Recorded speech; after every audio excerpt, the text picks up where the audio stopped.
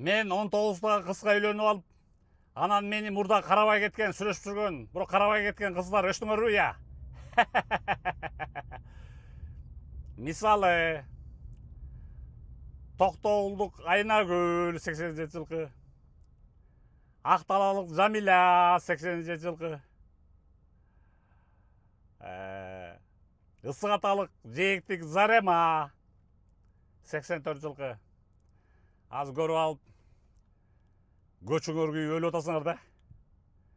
Ошентип 19 жаштагы кызга үйлөнүп калам мен деген. Мен деген Нурлан Мотоевмун. Басташканын басынткан, касташканын качырган Нурлан Мотоев деп коет мени. Өчөлам любой өчөлам. Мотивационный сайттарда айтылгандай, лучше эмес, эң жакшы өч алуу бул деген ийгиликке жетишүү дейт. Ал эми 19 жаштагы кызды мен үйлөнүп алдым. Мүмкүн акчанын күчүнө салдым. Мүмкүн байлыктын күчүнө салдым. Мүмкүн харизманын күчүнө салдым. Мүмкүн красотанын күчүнө салдым, эркектик, мужественный красотанын күчүнө салдым. Мүмкүн баатырлыгы менен багантым аны.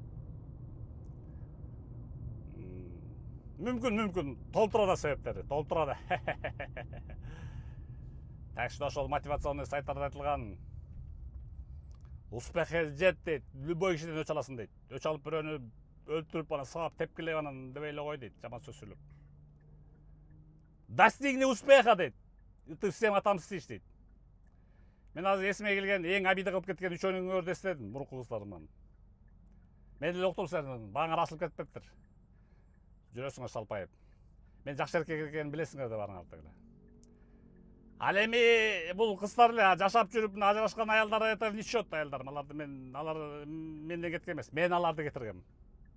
Потому что разлюбил. Сүйүп айтып кеткен. Алар 2-3 жыл болгон.